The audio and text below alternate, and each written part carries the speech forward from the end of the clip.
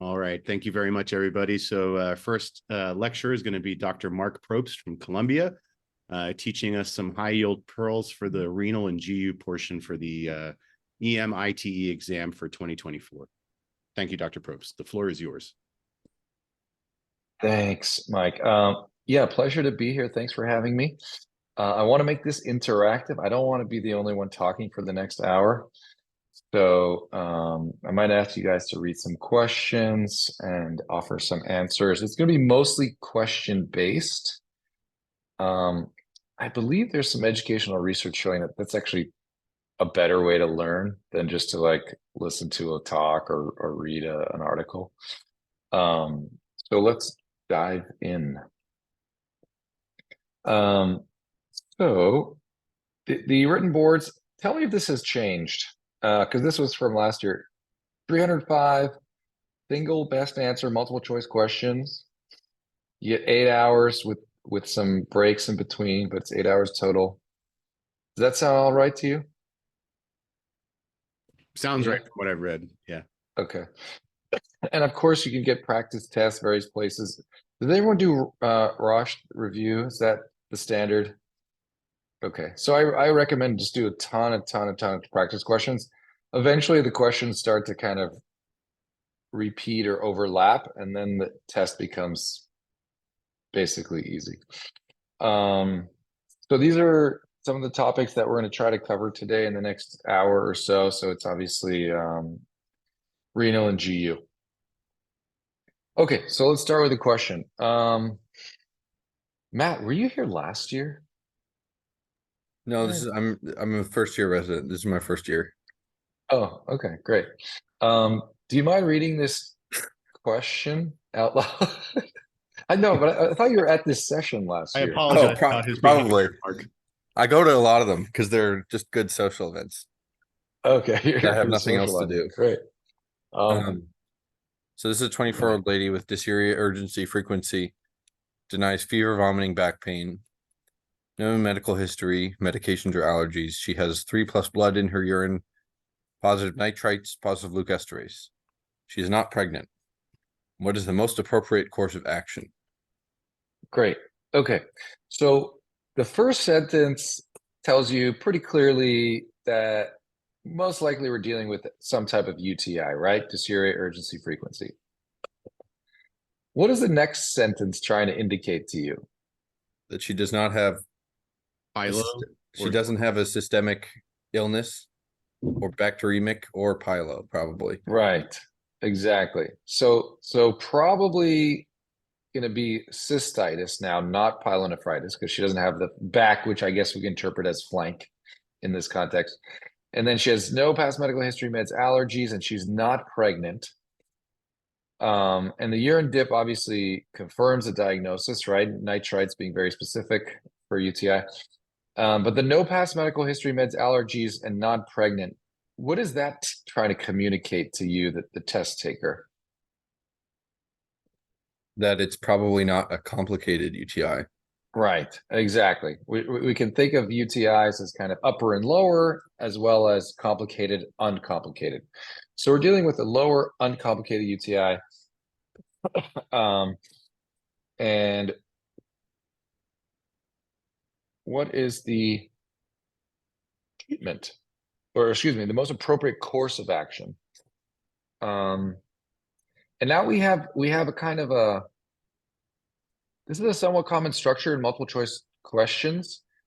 You have A and B, A and C, A alone, C alone, right? So if you can determine, or if you can decide whether a urine culture is indicated or not, you can actually knock out 2 of these options right away just by process of elimination.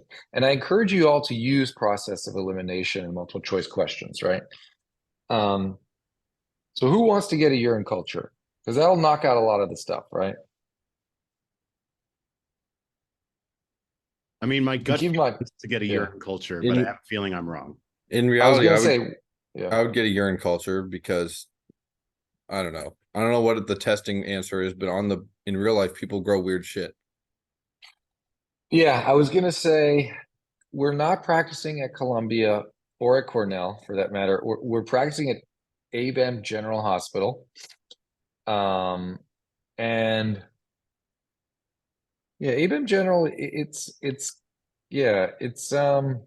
they think kind that of go by the book. with the fact that the person has no past medical history, they're still they're telling you no significant past medical history. You're not talking about a person who probably has recurrent UTIs. I think that, if someone has recurrent UTIs, then then I think that it's a different story about getting a urine culture. First of all, you're going to look to see what they've grown before, and then pick an antibiotic that covers what they've grown before, plus send a culture. But I think if someone's got a completely uncomplicated history and maybe has never had a UTI before, do you think there's really any value in a urine culture at that point? Yeah, exactly. The question is trying to tell you this is garden variety, very simple, like very well appearing patient with just cystitis. So it actually wants you to not order a urine culture and to just give antibiotics. And in fact, this is one of the rare instances where doing less is the right answer. Often they kind of want you to do more. But antibiotics just for 3 days. I bet some of you would have opted for 7, right? But with Bactrim, you can do 3 days for uncomplicated cystitis. Now, So if you'd have changed the story to 24-year-old male presents with dysuria, urgency and frequency, it would definitely change your how you'd approach this case, right? Yes, absolutely. You probably would get a culture in that case because it's felt that men with UTIs are complicated, and you also treat for longer. You treat for 7 days. And what else might you said, Michael? Dysuria in a 24-year-old male. Well, Mike's not sexually active, so Yeah, I would not know. I You didn't use your condom.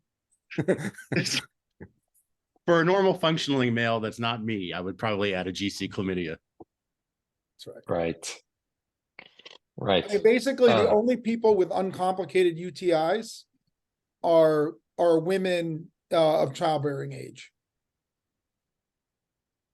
And if they're pregnant, then, they become complicated. So pretty much every male who has a UTI is complicated.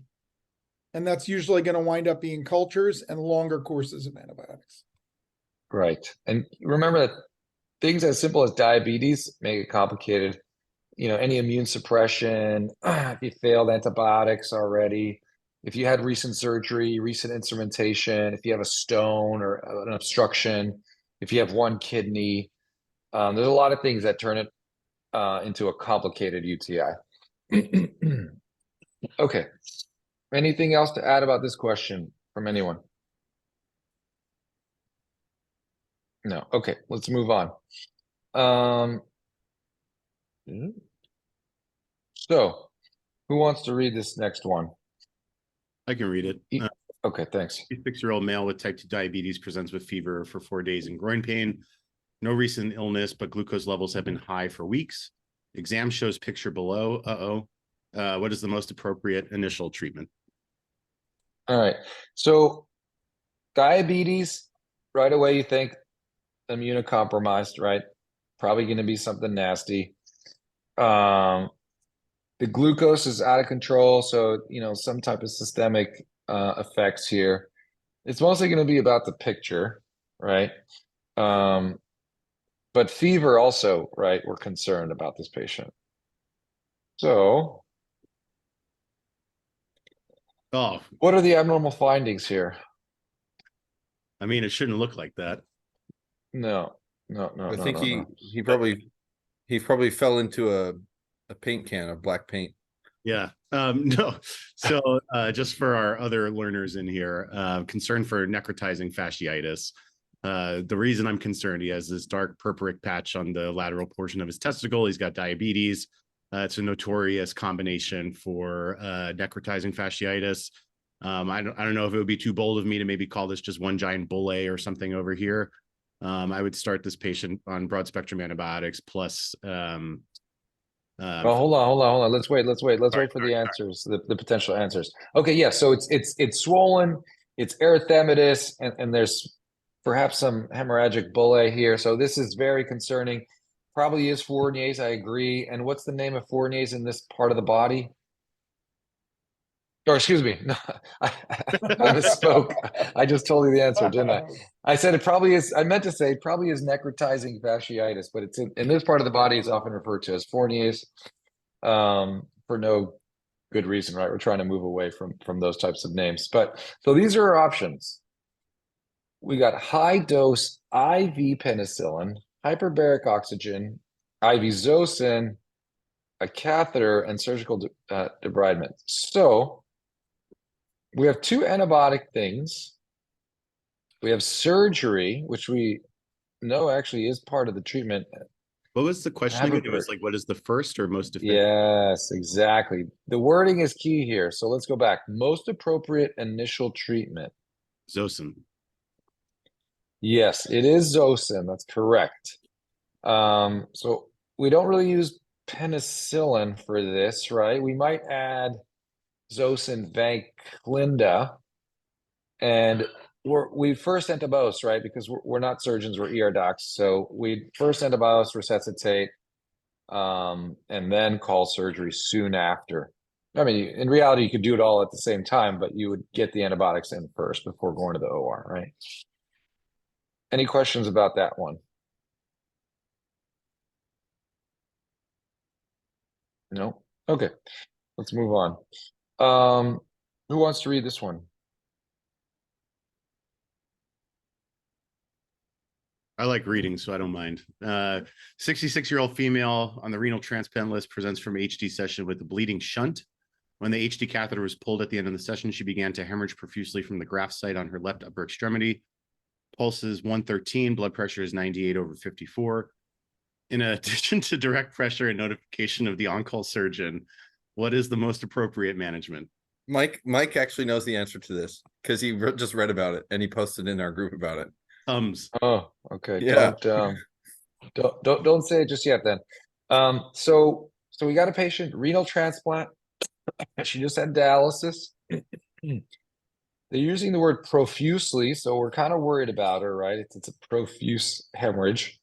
She's tachy and hypotensive, so that's concerning. So they're giving us the first two obvious things: direct pressure, call vascular, or whichever surgeon you have in house. But what else can we do in the meantime? Assuming surgery is not, in-house, there might be some stuff for us to do. So here are the potential answers. Give Dex to stimulate platelets. Does Dex stimulate platelets? Give enoxaparin or Lovenox, which is a blood thinner, to a bleeding patient. Give protamine sulfate to reverse the heparin that was given during dialysis. Maybe. Avoid IV fluids due to poor renal function. Okay, maybe, because, she's ESRD, she might be anuric. We don't want to volume overload her, but she's volume down. And then give whole blood to match the volume of blood loss. There's a couple tricks in here. What do we let's hear from somebody other than Mike. Not that I don't love you, Mike. Just want to get other people involved. Anyone want to take a stab at this? Sure. If she is having evidence of hemorrhagic shock, then we'd probably want to give whole blood. I'm thinking. That is potentially an option. Although, do we give whole blood? I like We should. Has anyone? We should. Yeah, that's right. We should. There is some more research coming out suggesting that maybe it would be better. But has anyone ever ordered whole blood at Columbia? No. I don't even think we have it. We may not even have it. I certainly have it. The shelf life is like a month or something compared to like 120 days for a unit of red cells. Right. So this is a trick one. This is a tricky one because we often say, let's give blood. We're going to transfuse you blood. We say that to each other. We say that to the patients, but we're actually not giving whole blood. We're giving RBCs, right? We're giving red blood cells, or we're giving platelets, or we're giving FFP. We're giving all three if it's the MTP, the massive transfusion protocol. But we're generally not transfusing like a unit of whole blood. So that's the trap why E is wrong. But who knows? Maybe in 5 years, E will be the right answer. But right now, it's not. So what else could it be? I'm unsure about A. I don't think it's B, obviously, because we're bleeding. Yeah, I agree. It's not bleed. It's not B. Definitely don't give Novanox to someone who's bleeding out. I don't think D is appropriate for the question asked, so I would exclude that one. So I would say it's either between A and C. Right. There is something that we sometimes give for patients who might have like an intracranial hemorrhage and they're on an antiplatelet medication, and we think, oh, this will stimulate the platelet activity, platelet function, but it's not Dex. What is it? Who knows this? This is critical Yes. care, Matt. Eli says it. Nice Eli, job, give us the right Eli. answer. Desmopressin. Oh, sorry, I'm not following the it's okay. DEAVP. So it's not Dex. So actually, this question is something we rarely do, but I have done at Columbia is giving protamine. So protamine reverses heparin, and what else does it reverse? It reverses unfractionated heparin. What else does it reverse?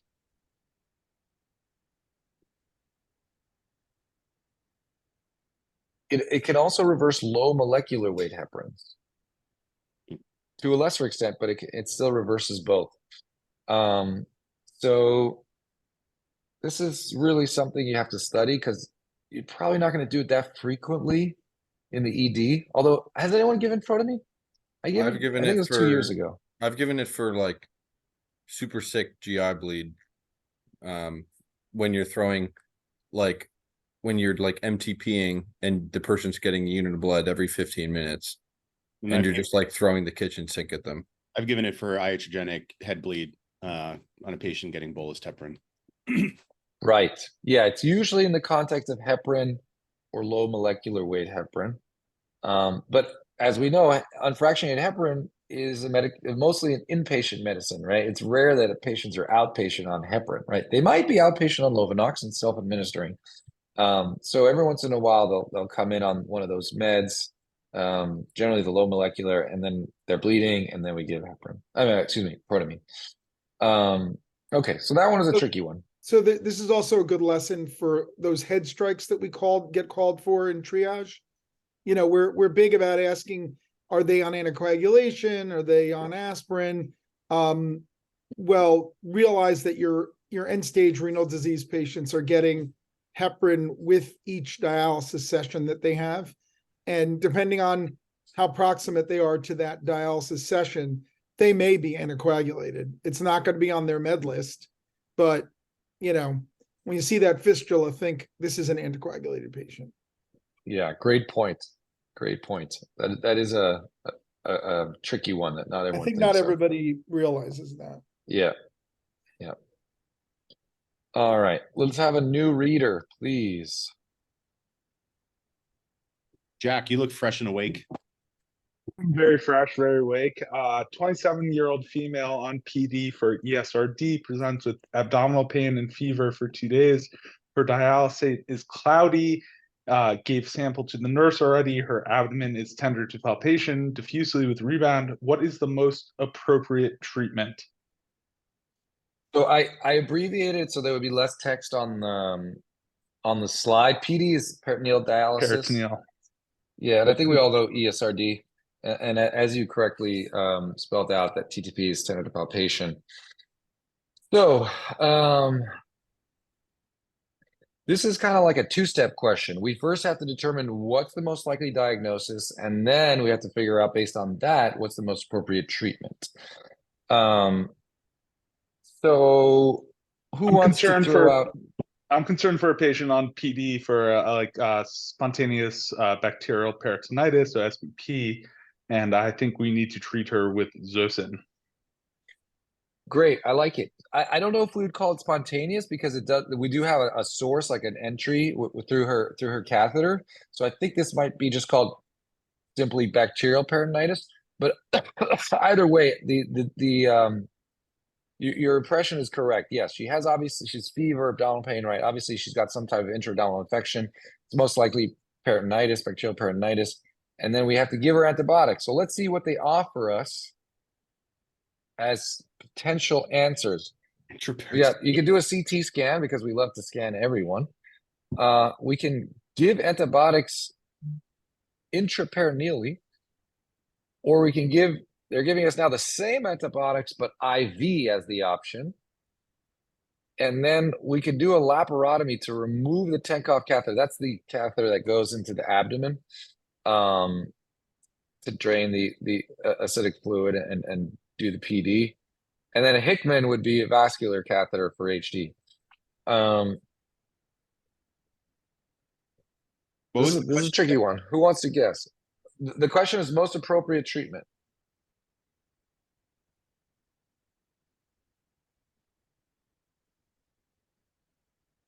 Jack, take a guess.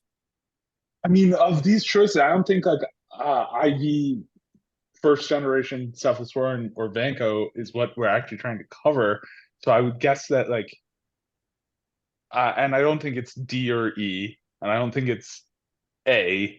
I mean, so like intraperitoneal, I'm actually not sure. I mean, that wouldn't be like a first generation cephalosporin or Vanco doesn't think of like what, I mean, and like maybe I'm wrong with patients that are on peritoneal dialysis in terms of like the bugs we're trying to cover.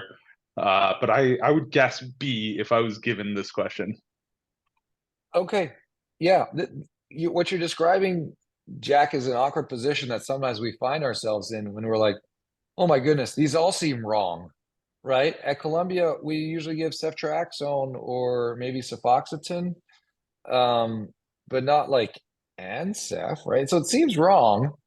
But what does ABEM general want us to do, and what's maybe the most likely to be right in your mind? And you went with B, which is actually correct. This is also a tricky one because we don't often give antibiotics like directly into the peritoneum. That's quite unusual. We give IV all the time, every day. But so this is a bit of a curveball, but they do want to test your knowledge about whether you can give it intraperitoneally through the catheter. So the answer is yes, keep the catheter in, give the antibiotics through the catheter. It's going right to the source. And yeah, I think if you look this up on Up to Date, actually, it does give you some first gen cephalosporins as options. But Oz, what do you use for bacterial peritonitis or SBP? I mean, I would probably broaden out to like Zosyn and Vanco. I mean, clearly, you got to cover skin stuff, right? Because the portal of entry is through this, a catheter that's going from the skin in. I will tell you that the peritoneum is a petri dish. It will culture, it'll grow anything you get near it. I remember we used to have a nephrologist, Lenny Stern, who took care of the majority of the PD patients, and he was kind of like Jay Hill in his photographic memory. He knew all like 100 or so of his patients by heart, and he could name what kind of peritonitis they get. He had one guy who wound up growing a yeast in his culture, his peritoneal culture, that was found to actually be a yeast used in pizza dough. So I don't know if you've noticed this at Columbia. I haven't had occasion to deal with a PD patient in a while, but they're loath to let us have the patients do peritoneal dialysis in the ER because it's so easy for them to get infected, for them to get contaminated. So like most of the time they want them up on a 6 Hudson bed, or 6th floor bed, to the PD unit to get it done in a more controlled situation than the ER. But yeah, I don't know. I don't know about you, Mark, but I would probably go with a bigger gun than a first generation cephalosporin. But it seems to me like what they're trying to get at is that most of the time it is skin flora if they're going versus first generation. Yeah, Because and first it's generation possible is not great for gram negatives, right? right. And Seth, yeah, I'll be honest. I was trained at a place where we always gave either ceftriaxone or cefoxitin, but we never gave first gen like Ancef. But that was standard. It was actually monotherapy, and it seemed to work. That was also many years ago. And there might have been some kind of antibiotic inflation. But I think if you look it up and up to date, it'll give you some third generation cephalosporin options. I'm sure Zosyn is not wrong. If you I saw will tell you Zosyn, that in all honesty, no matter what they say is the right answer, what we're going to do in the emergency department is we're going to give IV antibiotics, and then we're going to ask Renal what they want us to do intraperitoneally, because like I said, they don't like us touching the catheters. So right. You're probably going to get them telling you exactly what they want to give, and probably them sending their nurse to instill it. Right. So this is a little bit of an artificial question, but it's good for us to know that this is an option. The I have IT any drops. of you residents had to deal with PD peritonitis? I haven't. Yeah. Oh yeah, Mike, you talk. Like treating a patient. Sorry, I had to run to the door for a second. Treating a patient with PD peritonitis. Yeah. Yeah, I've never given intraperitoneal. The dialysis nurse comes down, gets the sample for you, and then they generally recommend third generation IV cephalosporin. They usually just give ceftriaxone and emit. But I just shared in the chat a little NIH thing. It is either like first line is either to do intraperitoneal first generation cephalosporin or IV third generation cephalosporin. So that was one point for me. I didn't know you can give intraperitoneal antibiotics for that routinely in the ED. Yeah, up to date says that coverage should be provided for both gram positive and gram negative, and you can do Vanker first gen cephalosporin for gram positive, and then for gram negative you can do third or fourth generation cephalosporin. So intraperitoneal, I think so. It says preferred. Huh. But yeah, depending on how crazy you're feeling, you can get the fluid yourself, and a lot of these patients know their way around the catheters, obviously, because they live with them. So what I've done is I've given some of them chlorhexidine swabs and like gloves, and they're like totally fine getting the sample themselves in a sterile cup for sample. Nice. Okay, great discussion. Let's move on to the next question. This one's a tricky one too. So we're going to or rather staying in the renal department here. So which of the following statements regarding calcium and phosphorus metabolism in patients with ESRD is correct? Mike, do you want to read these? Yeah, I can read them out. A is low calcium calc-phos product indicates a high risk of systemic calcification. B is prevention of systemic calcification includes oral calcium binding gels and high phosphate dialysate. C is symptoms of systemic calcification include painful swollen joints due to pseudogout. And D is systemic calcification affects only the small vessels of the extremities. Oh, there's an E. These patients have phos absorption and lower serum phos levels.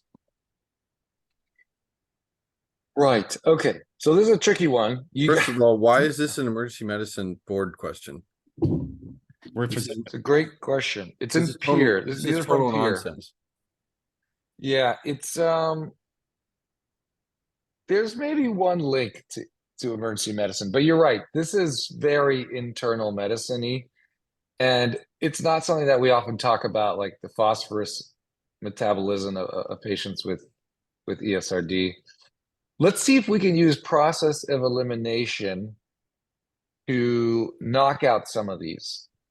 So one of my favorite things to do when I'm doing a multiple choice test, and admittedly it's been a minute, but one thing I like to do is use some basic kind of heuristics and logic to knock out some answers and then increase my probability of getting the right answer. So there's one word on this slide in the A through E answers that is often an indicator of a wrong answer. Do you guys know which word I'm talking about? Only. Always or only. Only. Yeah. Who said that? Matt and Mike And Eli. in chorus? And Eli? That's not smart Yeah. enough for those pearls.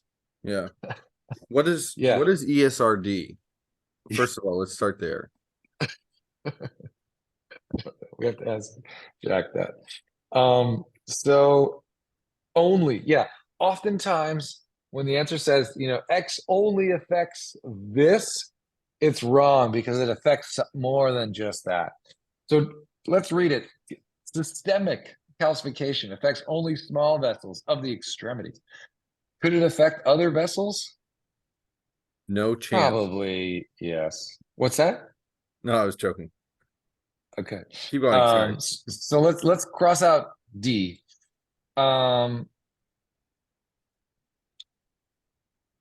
What else? What else can we cross out?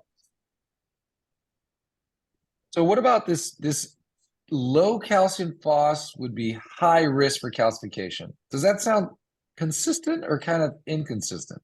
Inconsistent. What is a calcium phos product? I don't know. That's why I would eliminate it immediately. That's like I don't even know what that is. I'm scared by things I don't know, so I want to eliminate it. So if the calcium times the phosphate is more than 72, I think it is, the likelihood of precipitating is high. Ugh, did you do an IM residency or something, Oz? Get out I of here. did. I did. Oh, coming in handy. But you'd think if that's low, calcification should be low, right? The risk of calcification should be lower. So this association seems to be backwards, right? I would think a low calcium phos product would be low systemic calcification. So let's cross off A. All right. What is pseudo gout? What causes pseudo gout? And pseudo gout is something we do see in the ED sometimes, right? Gout being more common, but pseudo gout presents similarly and will occasionally be seen in the ED. So what causes pseudo gout?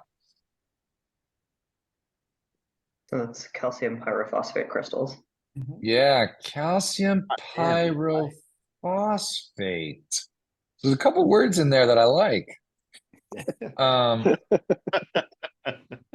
So yeah. All right. Let's not spend too much time on this internal medicine question. The answer is the C, the pseudo gout.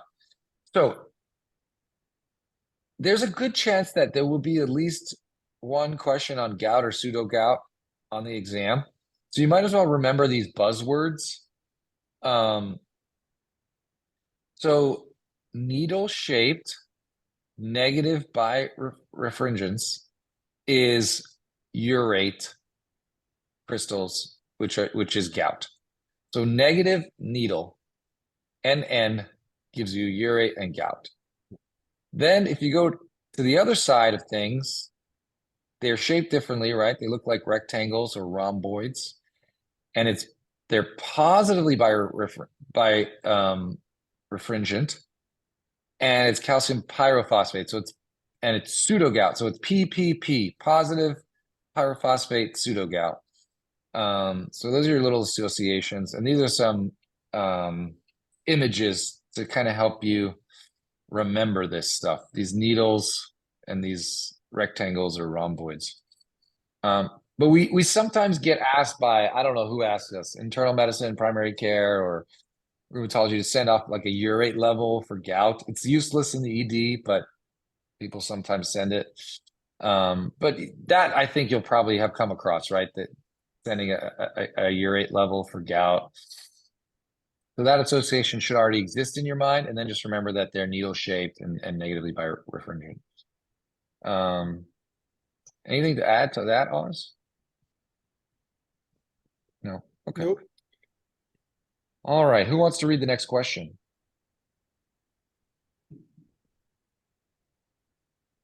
I mean, it's describing Matt. I think Matt should read this question.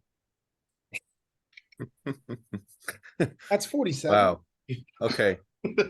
Okay. This is a formal complaint against Michael. I hope we have multiple members of leadership here. I hope they can note that. Anyways, so 47 male, uncircumcised, obese, presents with painful tip of penis.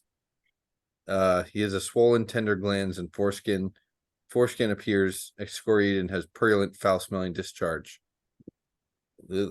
Otherwise, he's well appearing. No other skin findings. Right. Okay, so it's the tip of the penis seems to be infected, right? It's swollen, it's tender. There's discharge. So I think we kind of have a sense of what's going on. So here are our options. So this is just a kind of a one-step question where they just want to know what's the most likely diagnosis, right? We don't have to actually talk about treatment. I guess I might have cut something out, but so what's the most likely diagnosis? Feel free to use process of elimination. So I think he's well appearing. Mhm. So I think you can get rid of B. Right. He has foul smelling discharge. So I think you can get rid of C, D, and E. And then Right. can you go back to the question stem again? Well, actually, the question maybe I chopped it, but it's basically what is the most likely diagnosis? Yeah. But then like the other stuff is the swollen tender glands and foreskin. So, you know, maybe there's a paraphimosis if there's a swollen tender glands, but the discharge makes it sound very infectious, and the last two infectious processes. Right. So we're looking for an itis. So it is going to be A. Now, this is a word that's not commonly thrown around in the ED, right? You've probably heard of balanitis, which is just the glands. But balanoophthitis is the glands and the foreskin. So that's actually what we're dealing with. It's A. Now, Fournier's, what would be described in Fournier's? We kind of went over that in the earlier question, right? You're looking at a toxic appearing patient, bullae, hemorrhagic bullae. It's the perineum, not necessarily the foreskin, although I guess it could spread there eventually. But it doesn't tend to start there. They're diabetic, immune compromised, maybe IV drug user or something like that. HSV, what would you see on exam classically? Sorry, vesicles. Vesicles, yeah, usually clear vesicles, right? And then the phimosis and paraphimosis is really an issue of the foreskin being either retracted and you can't put it back into the normal position, which is paraphimosis, or it's just kind of always closed and you can't pull it back, which is phimosis. Paraphimosis is the one you worry about because it can lead to vascular compromise. Phimosis, not a big deal. Nothing for us to worry about. Okay. So for this patient, what would you do in the ER? Something that you should do before you discharge them. Check their feet. Check their sugar. Right. What's that? Their sugar. Yeah. So a Sugar. finger stick. Why is that? Because it's practically Diabetes. Yeah. Very Bingo. good. Yeah. Bingo. This Yes. this can be a presenting symptom for new onset diabetes. They may not care about their peeing a lot and they may not seek care, but boy, when this happens, they'll be in pretty quick. And how do you treat it?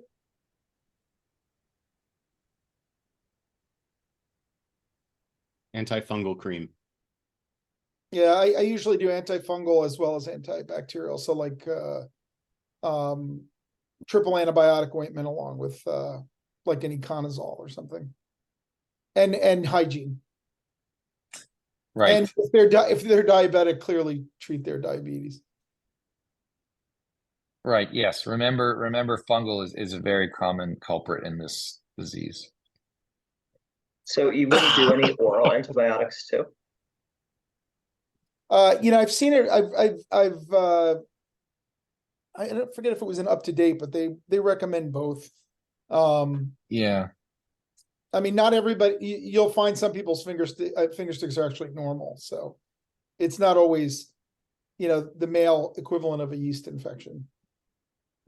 Right, but I think, Eli, if it really looks concerning on exam, then oral would be indicated. Oh, you were asking about oral? Oh, yeah. Oral versus topical. Yeah, The almost. up-to-date algorithm says for patients with severe symptoms, options include a single dose of oral fluconazole,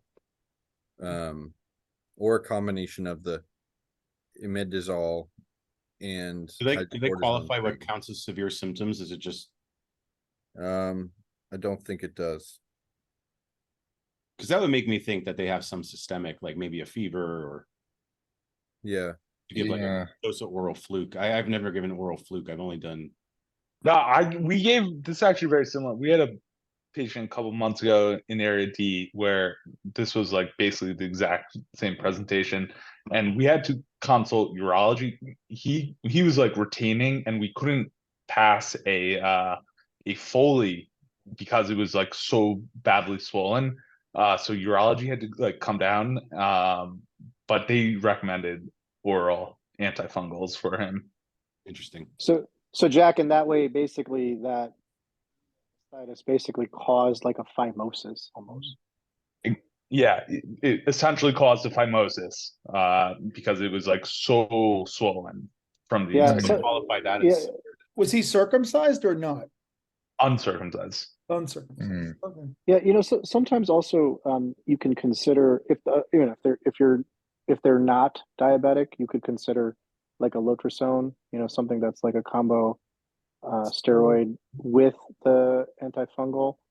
And then if you're ever in a situation where the foreskin is so swollen that you're worried about pending phimosis or something, one thing you can actually just do is squeeze, just like to gravity, kind of hold up and squeeze, and you'll be able to get that swelling down, and then the person can urinate and get that out so that they're not having any urinary retention. It takes some time.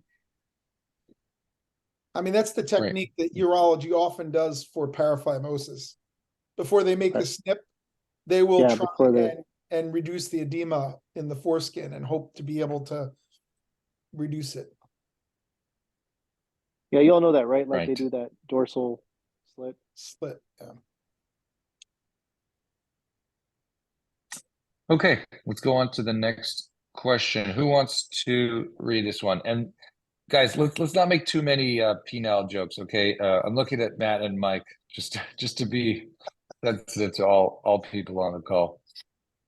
This is an Ivy League institution, high yield, high level medical review. There's no room for comedy. Good. 32-year-old. Do you want to read the question? Yeah, for over 10 hours. Which medication is most likely the cause of this condition? All right, so this is another two-step question.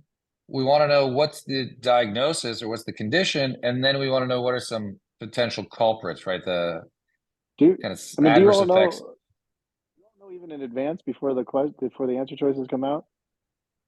Yeah, this seems to be like a recurring theme. One you should know for sure. So let's start with the condition. What's this condition? It's kind of pretty straightforward, I think. Priapism. Priapism, yes. Does anyone want to throw out some meds that can cause priapism? Viagra. Yeah, so all of that class of medications known as the PDE5 inhibitors, right? You have sildenafil, tadalafil, the other one I'm forgetting. There's a third one. But anyone want to throw out another medication? Can calcium channel blockers do it? I hadn't heard that. Oh, there you go. I heard that, but Heidi said it. Yep, Heidi's got it. Trazodone, yes. Totally forgot about that one. Yes, so I'll just reveal the answers now. Trazodone is the correct answer for this one here. You can know that venlafaxine has also been shown do have to be associated with this, but more rarely. Trazodone is definitely the more common from this list. Why is pseudoephedrine, aka Sudafed, definitely wrong in this scenario and kind of ironic almost?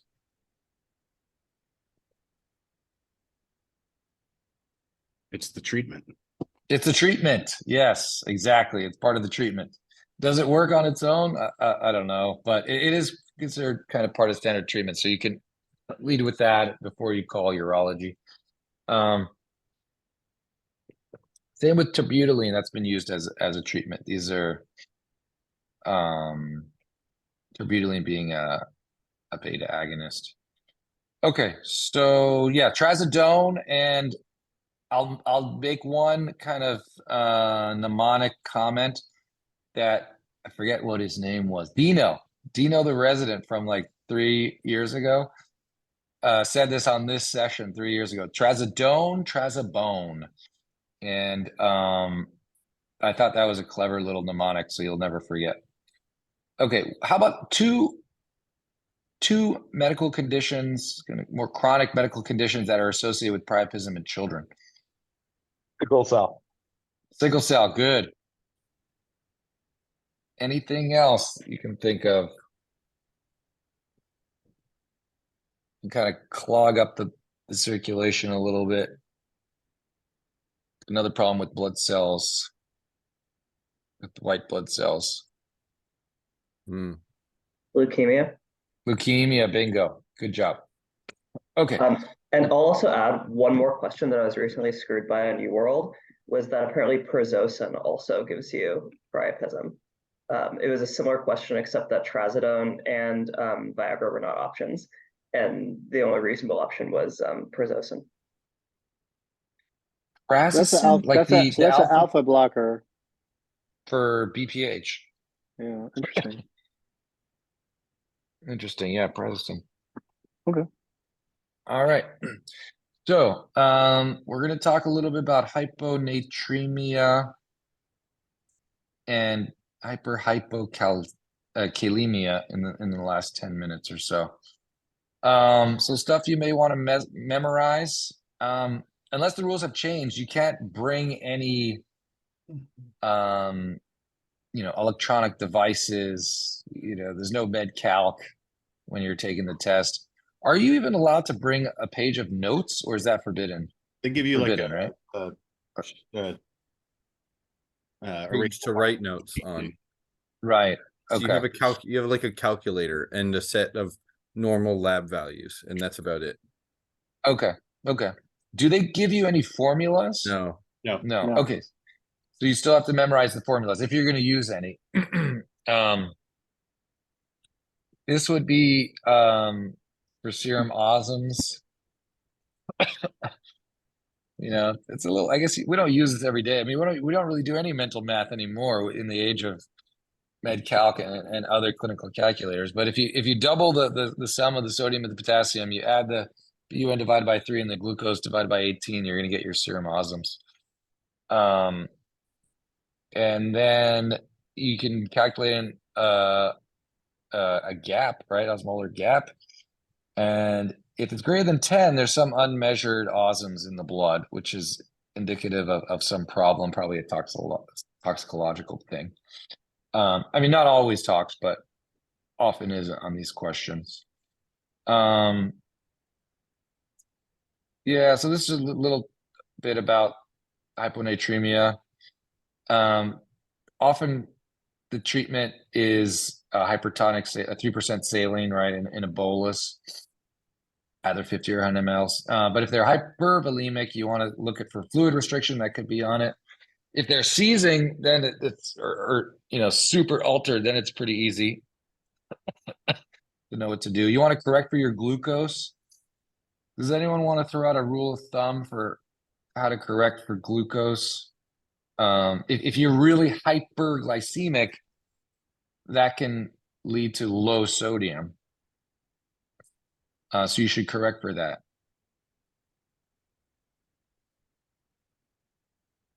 I think it's like 10 for every 160. Like your Oh, glucose, if your interesting. glucose, I can't remember. If your glucose is like 160 over something, over normal, then you change the sodium by 10. But this is me trying to remember some rule of thumb. But In then, reality, it takes like 10 seconds to check MD count. yeah, but so over 200, right? For each 100 you are over, then you're talking about 1.6 for that pseudohyponatremia. Oh, That's that's what what, you're talking yeah, about? that's where I got the 160 from. Yeah, is that what you're talking about?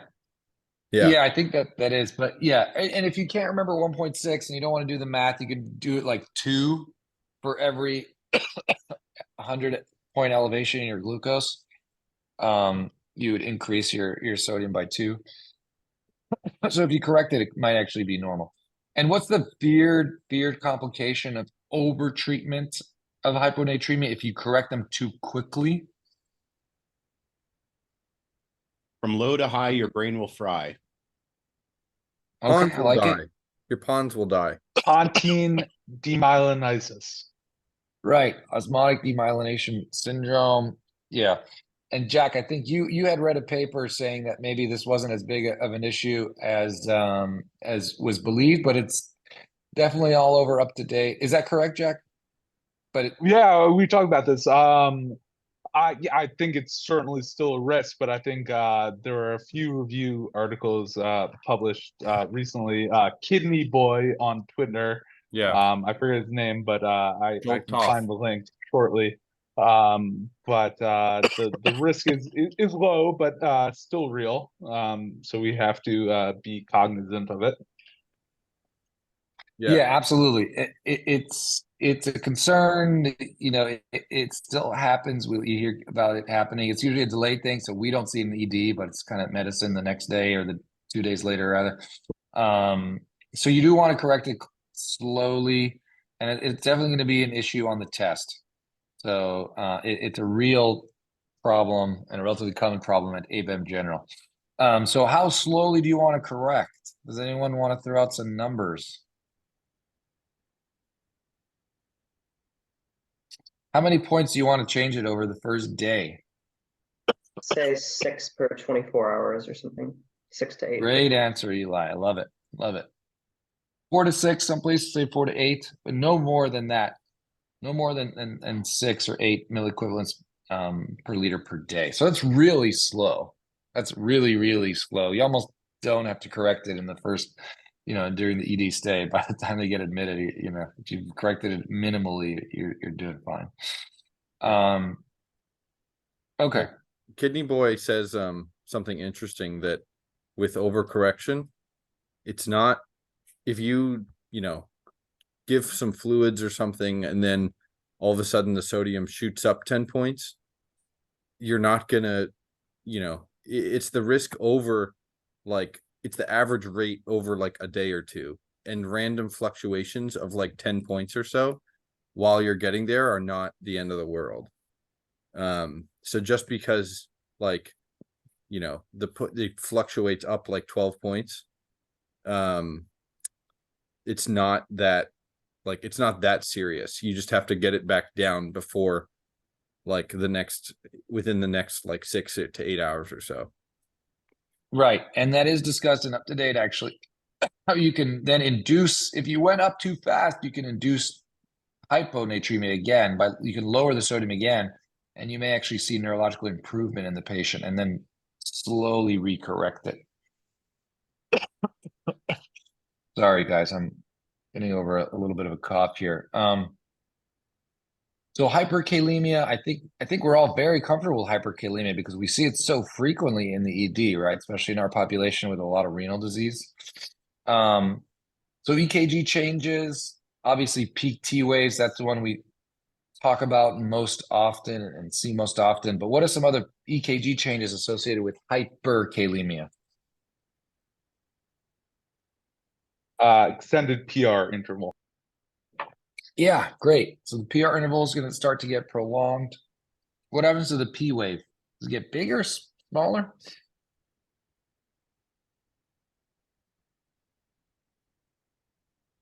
P wave gets smaller.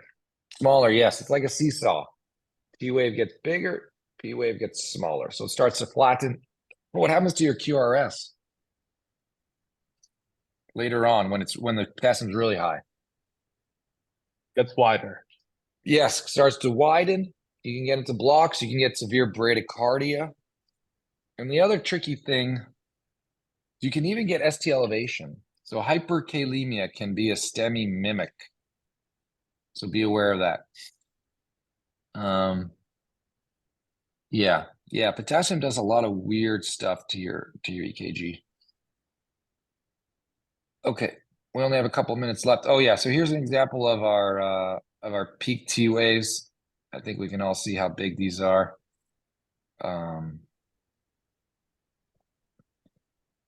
Here's a junctional rhythm that's very, very slow. So you could think about potassium in this context as well if you saw this EKG. Treatment. I think we all know this stuff, right? If they have a acute EKG changes, then you'd probably give IV calcium at that point. You'd want to lower their potassium with some insulin and D50. There's some debate as to whether you should give in an ESRD patient, whether you should give 10 units IV or 5 units IV. I think it kind of depends on the degree of hyperkalemia. You know, if it was super high and they had acute EKG changes, I would opt for the 10 IV and then just give a second dose of D50 as a follow-up later on and maybe check their finger stick more carefully or, more frequently. The thinking being that the 10 units IV are going to hang around in your ESRD patients, more likely to cause acute hypoglycemia, which is, poor form. And then all the other stuff that may or may not be super helpful in the acute setting, like bicarb. But if you're acidotic, most people, severely acidotic, most people would give bicarb. Lokelma kind of replace Kxalate as your PO treatment. Albuterol, don't forget, we don't often do it, but albuterol can drive the potassium into the cells. And then obviously the final treatment, if the definitive treatment is called renal and get dialysis. Do the interns know which of those is the fastest onset? The last bullet?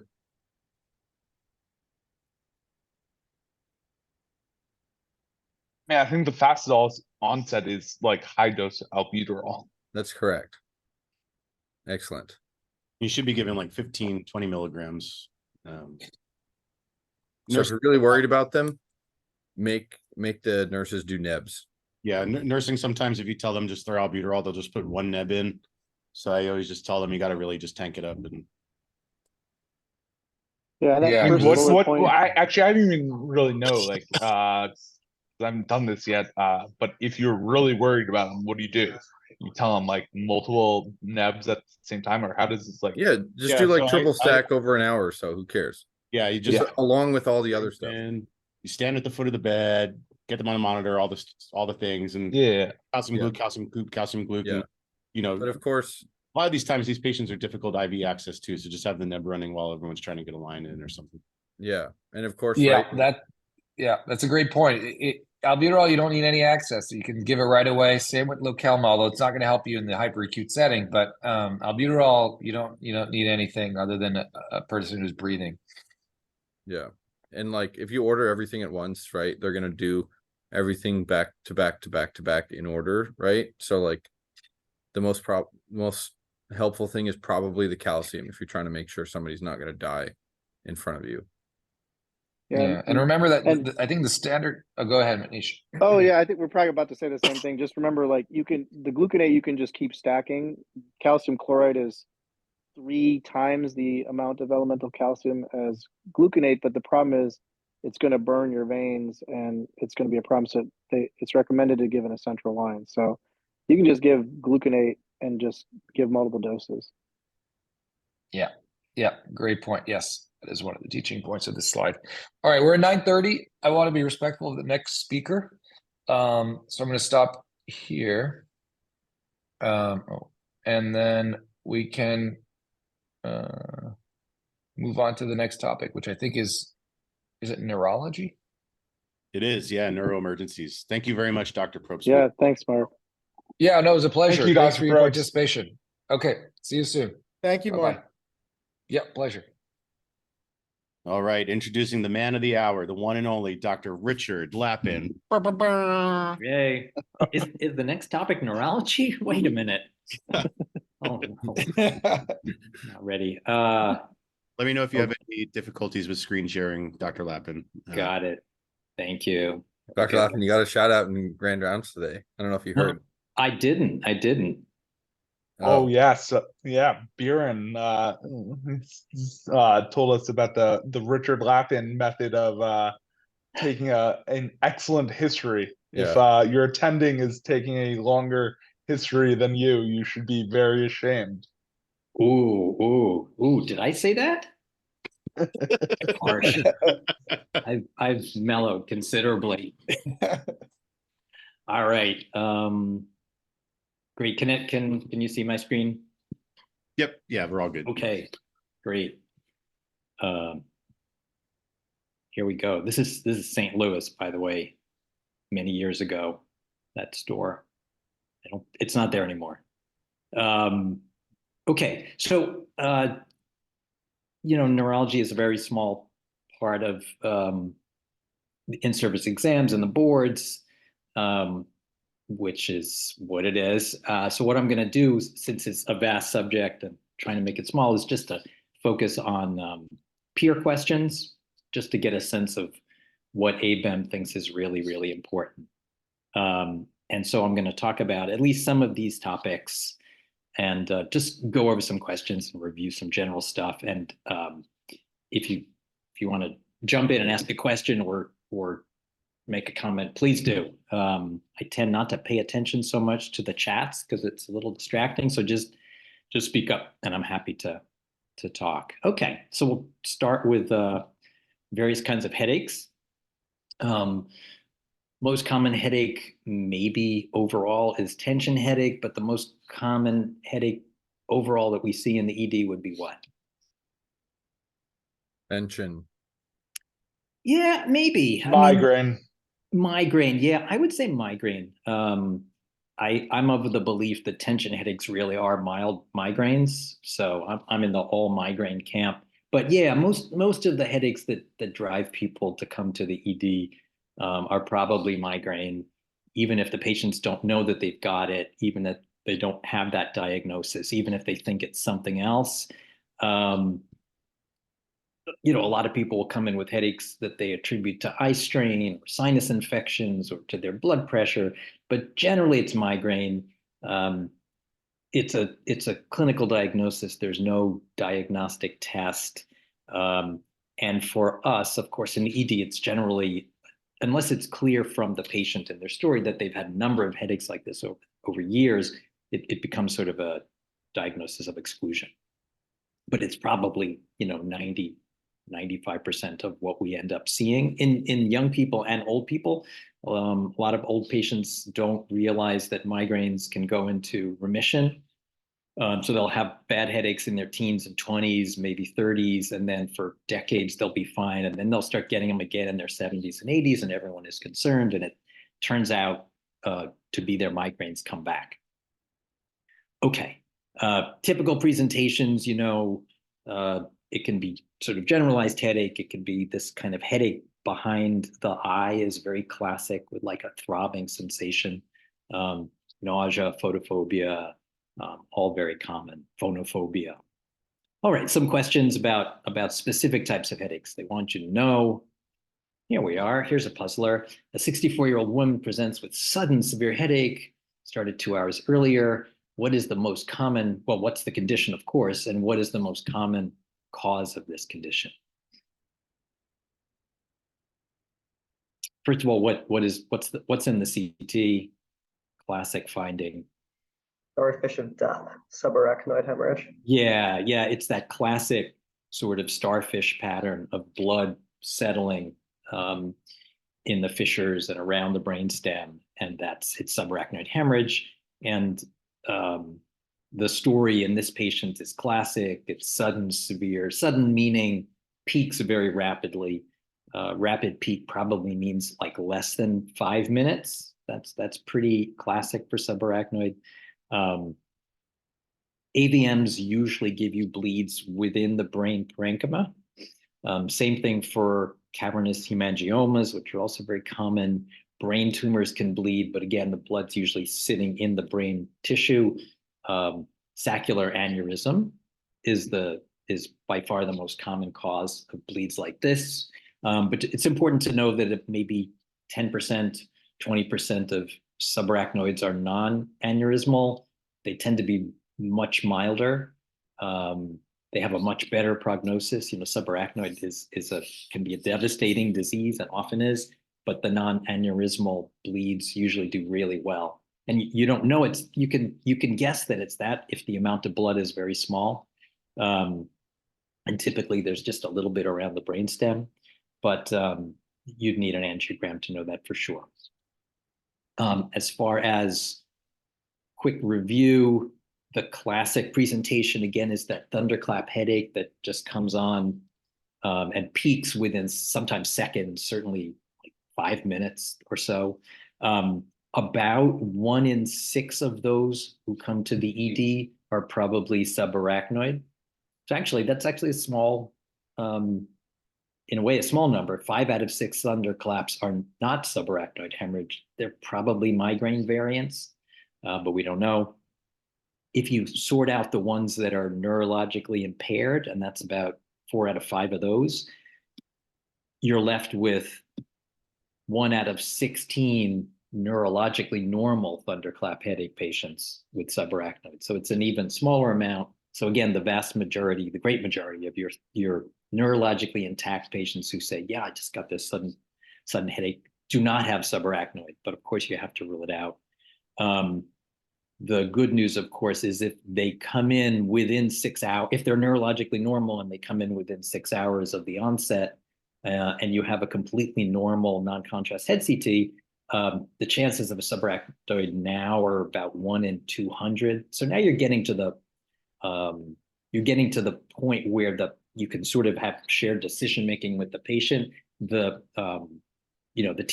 teaching is that these patients all need lumbar punctures.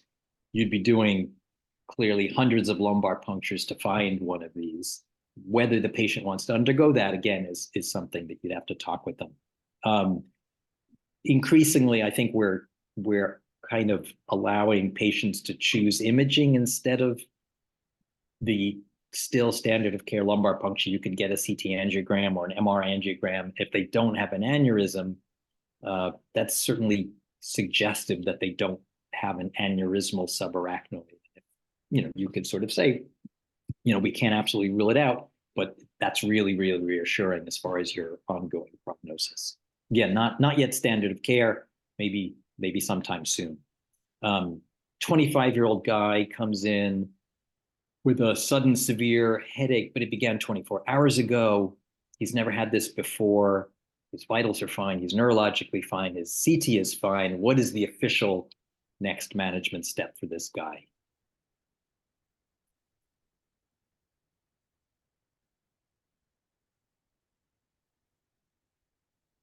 I would do a lumbar puncture. Yeah, that's what you're supposed to do. And you certainly wouldn't be wrong. That would be the best way to rule it out. The difficulty, of course, is aside from the technical difficulties of LPs, is false positives. You get probably at that point a lot of false positives just from bloody taps, and it becomes complicated. But lumbar puncture is the official answer. Antibiotics is wrong. This is not a meningitis story. Repeat CT in 4 hours is tempting, but completely wrong. And treat for migraine and discharge if improved is also tempting, but certainly not the right thing to do in a person with a suggestive headache and no history of migraine.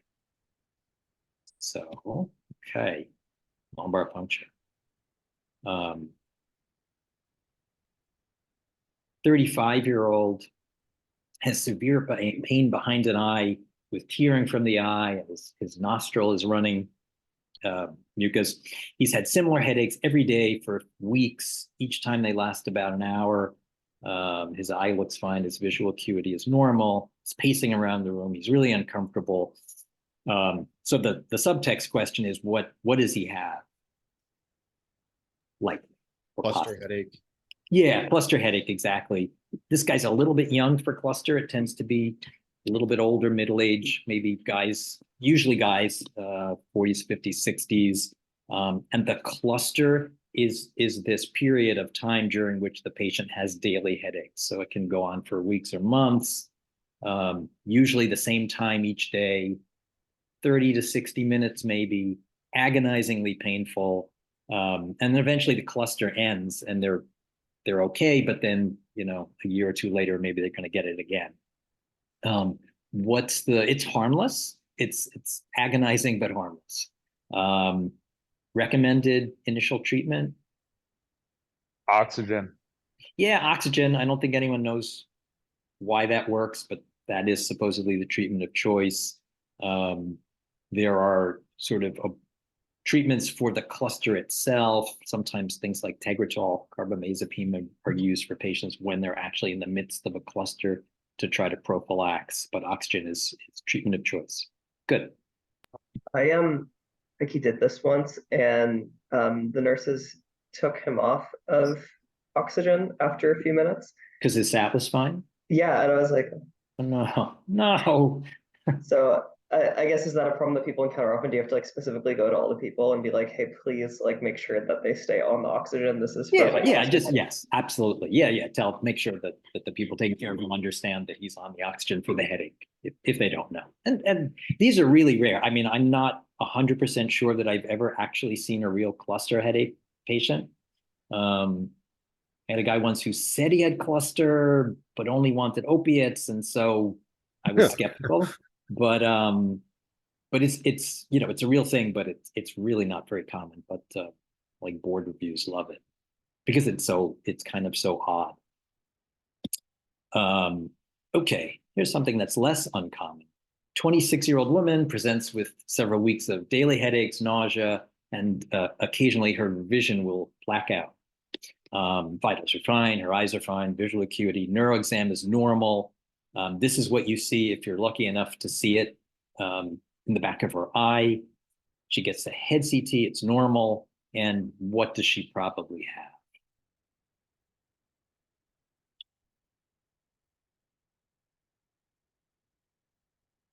IIH, number 4. Yeah, exactly. Right. I mean, it's a classic story for IIH.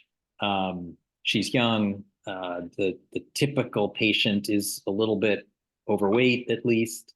There are these questionable associations with various medications like OCPs, but some of that may just be that the young women are the ones who are going to be using OCPs. It's actually pretty common. I've seen a bunch of patients with this. The downside is what? Like, why does it need to be diagnosed?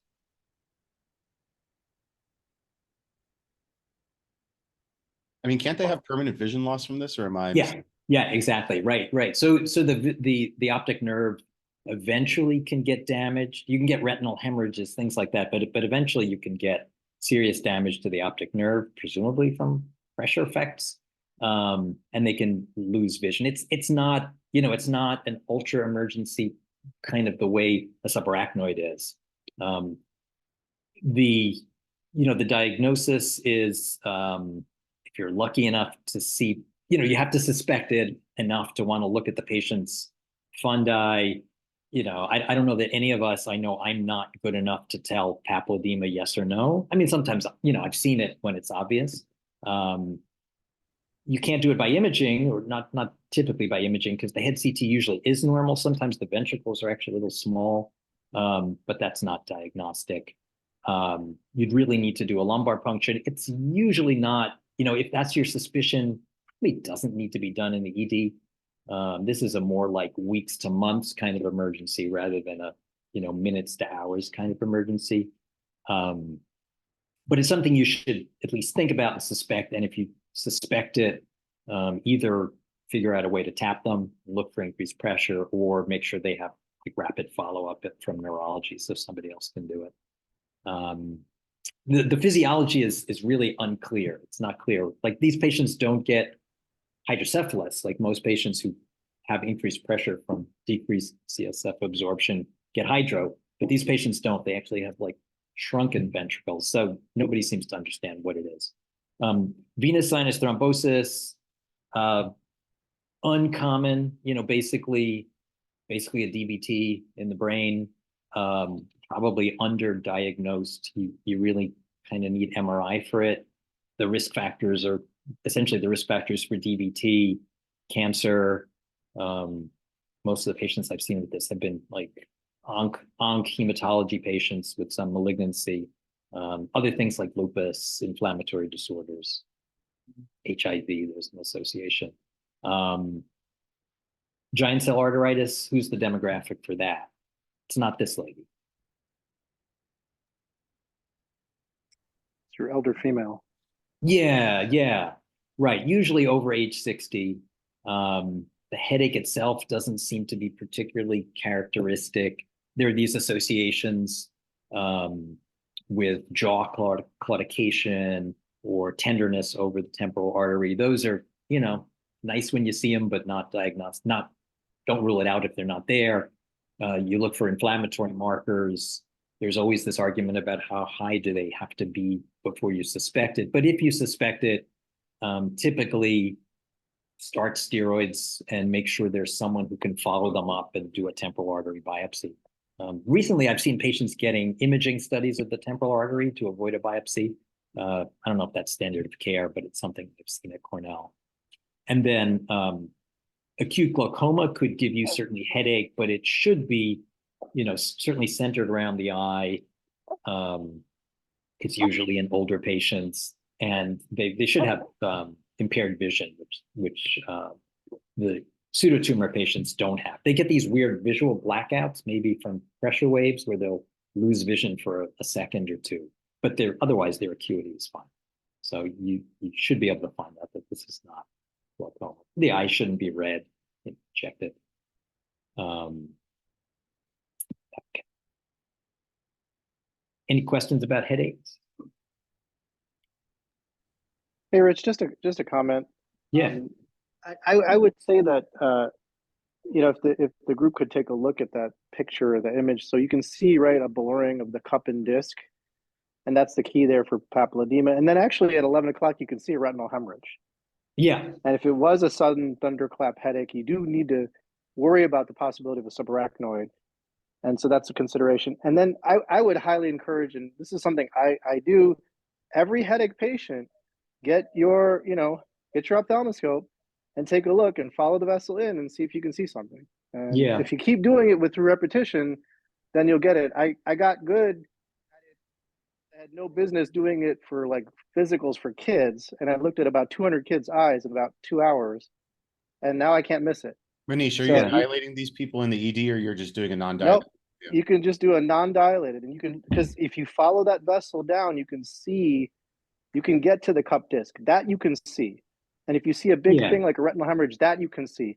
Now, me talking about AV nicking, or something like that, that's a little bit harder to see, unless there's like a lot of like skip portions on that vessel that I'm following in. But again, you got to keep trying to do it, otherwise you're not going to be able to do it. And now it's just a part of my normal like headache exam. That and just checking, meningitis type testing. Yeah. I mean, that's a good point, and you're absolutely right. The more you do these things, the better they get. I think certainly, I've looked at a bunch of active eyes, and I know I'm not good at it, and I probably should do it more.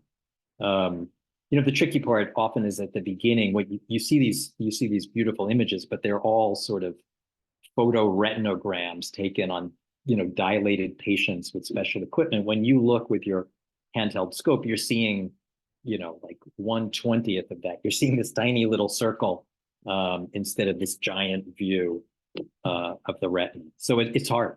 It's hard, but it's certainly a skill worth working on. Yeah. All right. Sort of headache adjacent meningitis. A man presents with fever, headache, and neck stiffness. Which of the following findings would prompt you to obtain a head CT before lumbar puncture? So probably most patients do not need a head CT before you LP them. And our options are age less than 60, immunosuppression, a normal mental status, or a prior seizure disorder. which would make you Well, say, I don't think 3 is right, because that means that if the patient has abnormal mental status, I would feel very comfortable sticking the needle straight in. yeah, I agree. I don't think, I mean, the thing here it's getting at, just for the junior learners too, is just the idea is you don't want to have a mass in the brain and then you LP and theoretically cause issues. So, age less than 60, I think, is alluding to lower likelihood of malignancy. So I would cancel that one out. Yeah. Normal mental status, again, as Matt alluded to, cancel that one out. Prior seizure disorder, I would actually cancel that one out, because if they're otherwise neurologically intact, so I would say probably immunosuppression. Yeah. But they may have like mass or fungal.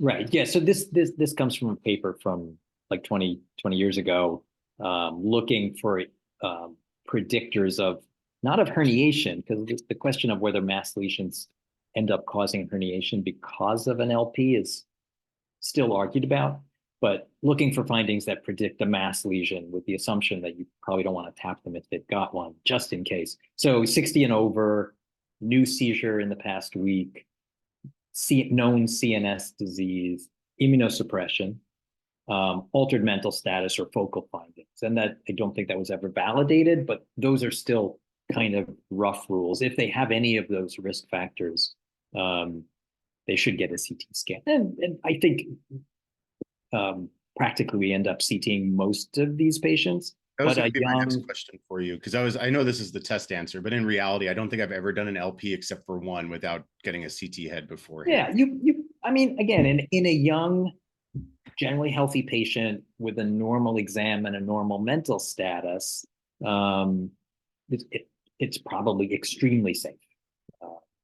And I think personally, I would feel comfortable tapping that person. The person who's clearly completely with it, just says, "Oh, I have a fever and a bad headache," and has no other risks.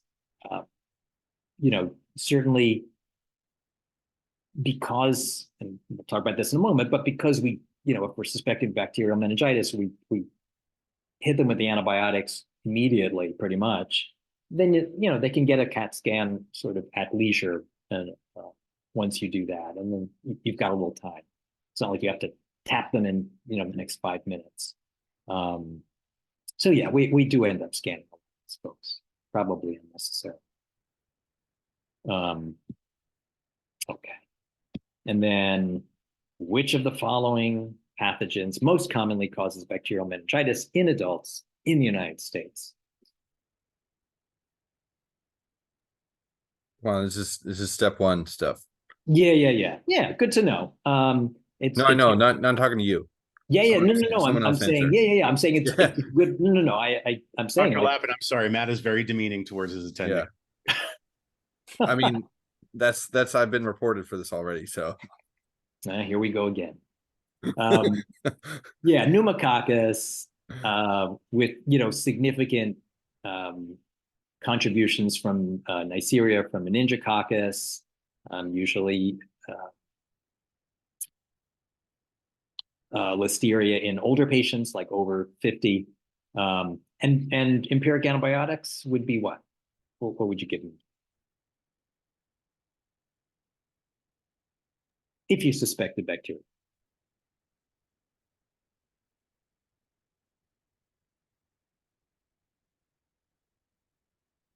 If we suspected that this was just straightforward, what would you give empirically for possible bacterial? I think in reality, everybody probably gives Vanc and ceftriaxone 2 grams. And if you're suspecting bacterial, you're going to treat for viral as well. So people probably add on acyclovir too. In reality, I think. Yeah, and ampicillin for an older patient. Yeah. For Listeria. We actually had a Listeria meningitis case a few weeks ago in Area C. Interesting. Oh, really? Yeah. Was it an elderly person? I'm just curious, because I know there was that Listeria outbreak. He was in his 60s. He had just come back from a vacation in Italy, and he came back basically with flu-like symptoms.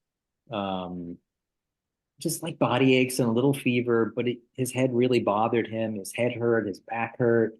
And he was otherwise fine, like mentally totally fine.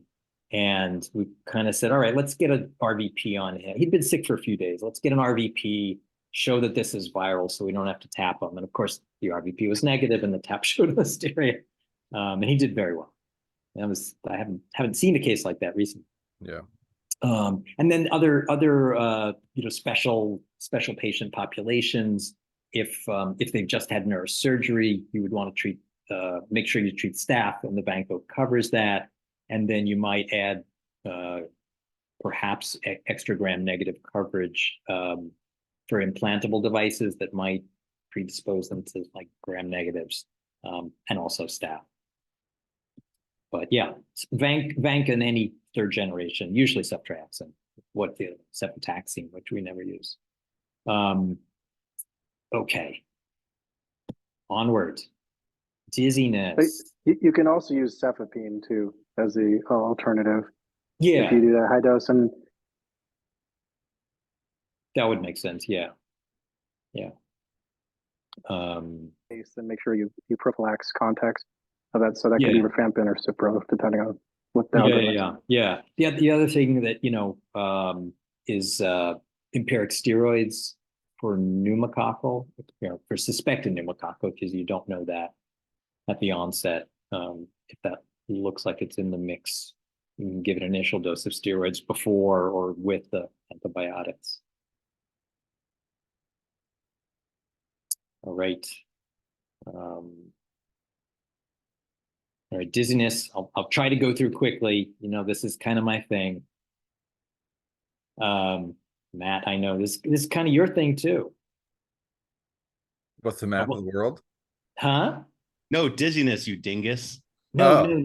Come on, dude. What do you mean he's talking about? It's just said map of the world is your thing, dog. What are you talking about? No, map of the world. Anyway, so map of the world. Just for terminology's sake, enthusiast? Map of dizziness. I like this. I feel Lappin. This is good. Good. Yeah. So in theory, in the textbook, you can kind of separate, as you guys know very well, this is very hard to get from the patients. They don't often give accurate, quote unquote, accurate or clear descriptions of their dizziness, and it's not their fault. They just can't describe the sensation. But in theory, they might be lightheaded or woozy, or they might be unsteady. Those, in theory, are separate, off balance, unsteady, and some fraction of the unsteady people will also have vertigo, which is an illusion of movement. It's usually spinning. Most of the patients, end up falling into the ocean of the unknown. You're like, I don't know what's going on with this person. But you can certainly have clues as to which it is. The lightheadedness is, again, classically assumed to be a systemic diffuse disturbance. It could be decreased blood flow to the brain, like hypotension, GI bleed, dehydration, something like that. It could be a febrile illness. It could be an ingested medication, toxin. So with lightheadedness, your clues will be, the history, their vital signs. Are they orthostatic? Are they febrile? Their labs, are they hyponatremic or hypernatremic or hyperglycemic? Something that would make you suspect that this is a systemic thing. For the vestibular group, the vestibular continent, the unsteady people and the vertiginous people, the clues are trickier, but they usually are dizziness with nausea, vomiting is often vestibular. That's a useful one. Dizziness that gets worse in some way with head movement, not them getting up off the stretcher, but just moving their head a little bit. That's usually vestibular. And if you see nystagmus with dizziness, that a nice clue that it's vestibular. But sometimes it's really hard to. Can I say two things since you called me out? Yes. So I think one thing that helps a lot is when you're talking to the person, you can ask them, I know you feel shitty when you stand up from bed, but when you're rolling around in bed, how do you feel? Trying to get comfortable. And the other thing is when they're just like sitting there on the stretcher, I ask them, whip your head back and forth like this and tell me if that makes you worse. Yes. Because that people that are orthostatic don't feel bad when they do that. Correct. And that And all vertigo gets worse with head movement. And I've heard so many people, attendings included, that, oh, well, it gets worse when they move their head, so it's probably peripheral. Every single kind of Right. vertigo gets worse with, Right. Good hey, I point. think it was like $22, okay? But anyways, I think those two things, especially the whip your head back and forth on the bed, those make a huge difference in trying to tease out the two. Okay. Yeah. Yeah. No, that I completely agree. Good points. Yeah, the head movement thing is sometimes very helpful. Doesn't tell you necessarily, as you say, peripheral versus central, because pretty much every vestibular disturbance is going to get worse when people move, because the whole point of the vestibular system is to compensate for head movement and body movement. But yeah, absolutely. So my feeling is it's all about the story that the patients give. The benign causes have classic stories. There are two kind of patterns you typically see: the brief episodes that last for seconds to maybe a minute, and there your differential is BP versus a TIA, and then the prolonged episodes that go on for maybe hours, maybe even days if they're unlucky, and there your differential is labyrinthitis versus stroke. The benign versions have classic stories, and just to run through them, and you probably know this already, for the brief episodes, it's almost always first thing in the morning. They get up, try to get out of bed, suddenly everything's whirling around, it stops, but then usually they go back to bed if they can. It takes a while to vomit when you're dizzy, so these people don't generally vomit because it's too fast. It happens again when they get up. It often happens, that evening when they put their heads back down, or as Matt said, when they're turning over in bed. In between episodes, they're fine. And that's the classic BPV story. They shouldn't have any other neurologic symptoms. They shouldn't have significant stuff between episodes. Sometimes they don't feel 100% between episodes, but they're basically fine. They shouldn't have bad headache or neck pain. That's a tip off you're dealing with something else. It's generally triggered by head movement in the vertical plane. So if they reach up for something on a shelf or bend down to tie their shoes, that will often set it off too. And the way you can, again, these people, when you see them, are fine. They're nervous, but they're fine. And you can try to reproduce it with the infamous Dix-Hallpike maneuver. And remember, these are two English ENT specialists from like the 50s and 60s. The maneuver is designed for the people who are not dizzy, to make them dizzy. I have a little video of it, but I'm probably not going to spend the time. If you guys haven't done the Dix-Hallpike, you can watch a video and learn how to do it. When it's diagnostic, it's really cool and satisfying. You have to warn the patients that they may get dizzy. Sometimes you have to kind of talk them into it. But you don't know which side is going to be positive, so sometimes you have to try both sides. But the typical response is there's a few seconds where nothing happens, and then all of a sudden, whoa, here it comes. And you can see their nystagmus, which is usually sort of upward beating and rotary. And in 30 seconds, it's usually gone and they feel fine. And that's really nice. When you see it, you could pretty much say, look, this is BPV. Your episode of dizziness this morning was not a TIA. We can induce it with head movement. You can't induce a TIA that way, so you're fine. And that's nice, and it goes away by itself, usually in a few days. The other pattern is the prolonged pattern, and that's typically what we call labyrinthitis. Again, it starts in the morning. I'm not sure why, even though the physiology is thought to be maybe different, some inflammatory thing in the labyrinth or in the nerve. But usually it's the first thing in the morning too, except that these people wake up dizzy and it just doesn't stop. They feel terrible. They're often throwing up. They don't want to open their eyes because it makes them feel worse and everything's moving around. Any rapid head movement. So unlike BPV, that you really need to move in a specific plane to set it off, these people, no matter what they do with their head, are going to feel worse. So they hold themselves really still usually when it's acute. And then over hours, it usually subsides. And importantly, as long as they feel the spinning, they are off balance. And when the spinning subsides, the off balance improves. So at the beginning, they can't stand straight. They're holding onto walls and everything's whirling around. But usually after a few hours, when they're feeling better spinning wise, their balance is okay. They can sit up in their stretcher. They can get up and walk to the bathroom. And the checklist for them is, as I just said, the unsteadiness should be in proportion to the spinning.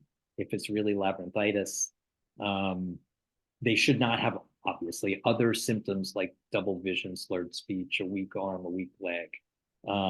If they have nystagmus, and they often will at the beginning, it always beats in the same direction. So it typically, they may have it obviously to the right when they look right, and when they look left, it's still beating right a little bit. If it changes direction, that's a central problem. That's not something your inner ear can do.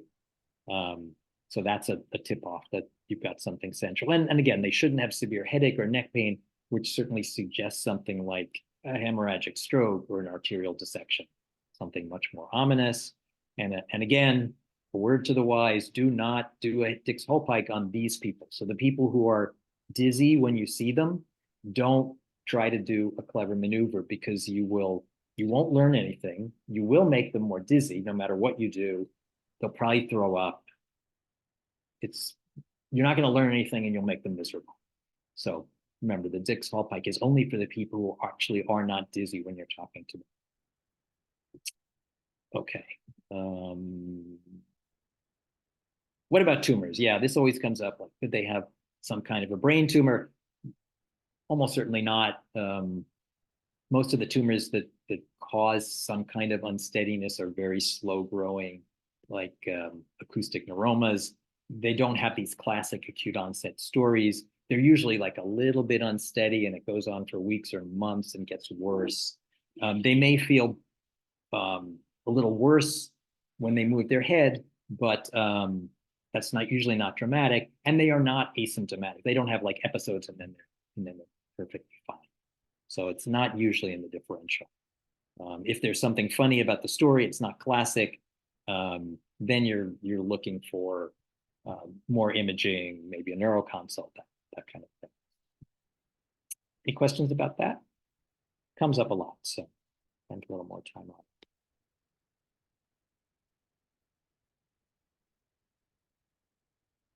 Questions? All right, here we go. 61-year-old woman presents with vertigo. It first happened when she got out of bed that morning, lasted for about a minute, happened again when she lay back down. In the ED, she feels fine. Positional testing elicits dizziness and nystagmus after a 5-second delay. Resolves after a minute. What is the diagnosis?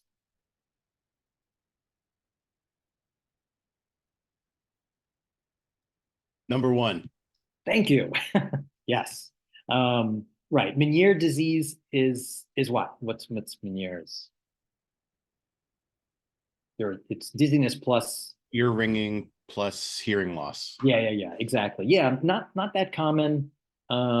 It's basically kind of a labyrinthitis. Basically, it's usually the attacks last a few hours, and yeah, they have dramatic tinnitus, and if they're tested, they have some hearing loss. Again, it's benign. It's not central. A reason to have people follow up, basically, with an ENT. Transient ischemic attack, no, because you can't induce those by getting up out of bed in the morning. And vertebrobasilar insufficiency is basically another way of saying a posterior circulation TIA. So it's not those things. All right. 54-year-old smoker with diabetes and hypertension, has dizziness and nausea. He is very off balance and can't stand or walk without support. And I'll add to that, he's not particularly vertiginous, just to make that a little clear. He's not particularly spinning. He just feels off balance. He's walking like he's drunk. No weakness or numbness, but his speech is slurred, and his finger to nose is clumsy. What's his likely diagnosis? Very concerned for about stroke on this person. Yeah, totally. Which one? So it's not. Which one? Ooh. Oh, sorry, a medullary stroke. Yeah, right. Good. So it's not BPV because it doesn't fit that at all. 1, half-minute episodes. Labyrinthitis, he shouldn't have slurred speech or be clumsy with finger to nose. Left hemisphere, it doesn't give you hemispheric strokes up in the cerebral hemispheres, don't give you vertigo. So lateral medullary stroke, this is the classic Wallenberg syndrome, is what this guy probably has. Good, good. Onward to strokes for a few minutes. Any questions, comments?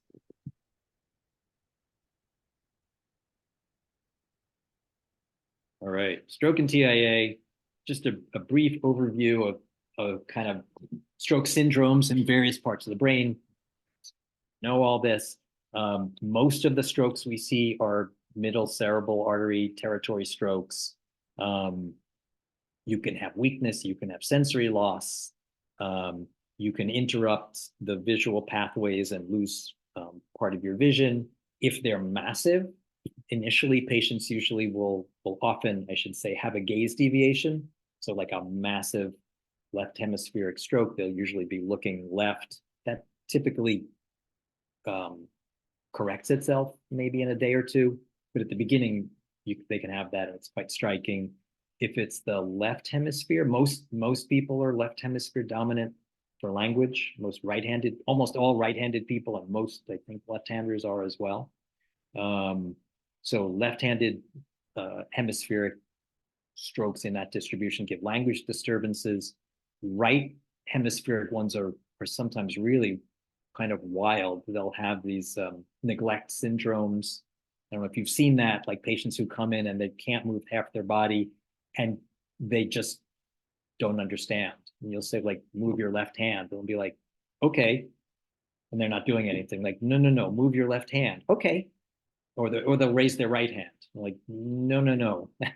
And they just don't understand they had a stroke. Or they have weird spatial disturbances. They kind of lose their concept of half of space. Fascinating stuff. The posterior cerebral artery also can be kind of subtle. These patients can be confused and typically will have a visual field cut. These are easy to miss. Like sometimes patients will, especially older patients, will come in confused. You won't necessarily look carefully for a field cut because it's easy not to. And it won't be till they get their imaging that somebody realizes that they actually had a stroke. So it's good if you can, testing just a quick test of visual fields on suspected stroke patients or even acutely confused patients. You know, just see if they can look to either side, see if they can follow an object or your ID card or your face to both sides of their visual field. If they've lost half of it, they'll just lose track. You'll move into their blind area and they'll just look somewhere else. Anterior cerebral, kind of uncommon, classically said to cause leg weakness and incontinence. Don't see it a lot, but it does happen. And then posterior circulation, the circulation of the vertebral and basilar arteries, which is the brainstem and the cerebellum. Vertigo is very common.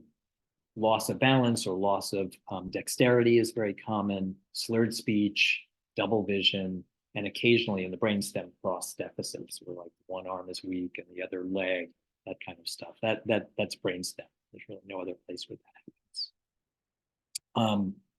Most of the strokes we see, certainly in this part of the world, are ischemic. This part of the world being Renal, where a lot of people control their blood pressure, but where these things aren't as well controlled, you get more hemorrhagic strokes, get more strokes in general, but more hemorrhagic strokes as a proportion. And the symptoms of hemorrhagic strokes are very similar to ischemic strokes in the same region. They're really hard to tell apart. The hemorrhagic patients are more likely to have a headache, and they seem more likely to vomit. That's something that's helpful. But otherwise, the symptoms are very similar.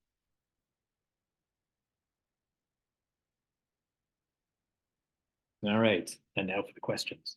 A woman brings her 72-year-old father to the ED. He hasn't been able to move his left side. She says he's confused. He doesn't realize anything is wrong. He's got a left facial droop and a right gaze deviation. Which vessel is likely occluded? What do you think?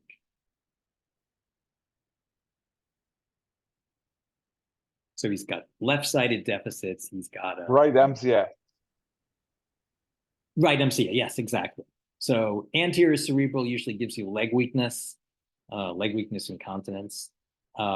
Left middle cerebral would give you right-sided deficits, so it's not that. Anterior cerebral ditto, generally leg problems.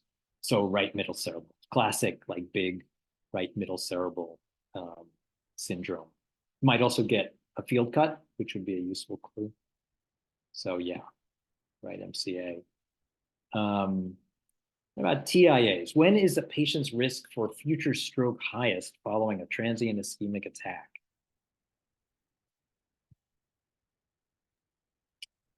Immediately after the first 2 days, first week, or first 30 days? I guess really what they're asking is when does it sort of peak? When is the peak incidence of having another event? I'm gonna guess first week. I'm going to I guess don't first know. 2 days. Yeah, I mean, it's supposedly first 2 days. Get wrecked, There's- Villani. Wow. There's a graph. So apparently it peaks the next day. That's also a very logically inconsistent question because 30 days Right. also The longer out you go, includes- the higher. yeah. Right. Right. It's a terribly worded question. I apologize. Yeah. I'm going to have to just change the wording myself. I'm not sticking with peer anymore. Yeah, it's a very confusing question, which is why I kind of added peak. Yes, the incidence, the cumulative incidence of stroke just continues to increase as you go out forever. But it peaks the next day. And that's useful to understand because it's a reason that we want to work up TIA patients aggressively, because they have a high risk of having something happen soon after. It kind of brings in a quick discussion of what is a TIA really. So traditionally the diagnosis was time-based. It was, focal symptoms that go away within 24 hours. Over decades, that's kind of gotten down to like focal symptoms that go away within an hour, because most TIAs are done in an hour or two, usually much, much less. As MRI moved in and you could actually see acute infarcts on MRI, this tissue-based definition came in. So we're symptoms that resolve within an hour or two, but without an infarct on MRI. And what's happened is as MRI gets better and better and more patients get them, and every patient at Cornell gets one, it turns out that it's looking like all or almost all TIAs are actually tiny strokes. I used to be like when patients said, oh, I was afraid I had a mini stroke, I would always say, well, it's not exactly a mini stroke. Actually, it's probably a mini stroke. They probably are really tiny infarcts. Maybe there's some transient ischemia too, but almost every transient event turns out, if you study it, to looks like it's going to turn out to be a tiny little stroke, which is why in a lot of studies now, minor strokes, small strokes, and TIAs are essentially combined. So actual TIAs in the classic definition may be rare or maybe even non-existent. If you like look at TIAs and say like, all right, we're going to MRI all of these guys, who has an infarct and who doesn't, the time distribution of the folks who have one and the time distribution of the ones who don't are, as you can see in this graph, essentially identical, which probably means that it's not how long their symptoms lasted that tells you whether they had a stroke. It's probably the size of the infarct that tells you whether they actually had damage, and probably eventually we'll learn that everybody has some kind of permanent damage, even from a 20-minute episode. Does that make sense? So TIAs are probably small strokes, not brief strokes, or not temporary strokes. Probably. Treatment for a TIA? What's the generally accepted treatment nowadays? Eli, you lean forward as if you're about to answer this. I was typing it. I was going to say aspirin. Yes. No, Well, Dual yes, platelet though. Dual platelet dual antithyroid. platelets. Yeah. I mean, there's kind of usually it is aspirin. I mean, traditionally it's been aspirin. Recently it's been aspirin, but more recently this dual antiplatelet like aspirin and Plavix seems to be better, at least for patients with higher ABCD2 scores, so that, which you probably know, sort of a TIA prognostic score for scores over 4, I think. The neurologists now are prescribing dual antiplatelets, and that's not yet for all of them. I've gotten into little confrontations with some of them about that. They just, for some reason, they don't like starting dual antiplatelets, which I think reflects their skepticism about whether patients are really having TIAs or not. But certainly for higher risk TIAs, higher ABCD scores, dual antiplatelet therapy, DAPT, is now standard of care. So those patients should be going on, unless there's an allergy or something, aspirin and Plavix, at least for the first 30 days or so. And rapid follow-up is super important. We probably should be imaging, all of our TIA, high risk, high suspicion TIA patients to see if we can actually identify a stroke, which is nice because then everyone will believe they really had an event. Also to look for vessel imaging. If they've got, super tight carotids, they could get an endarterectomy. And then they need intensive investigation for AFib, because there seems to be, pretty solid evidence that anticoagulating those patients will prevent future strokes.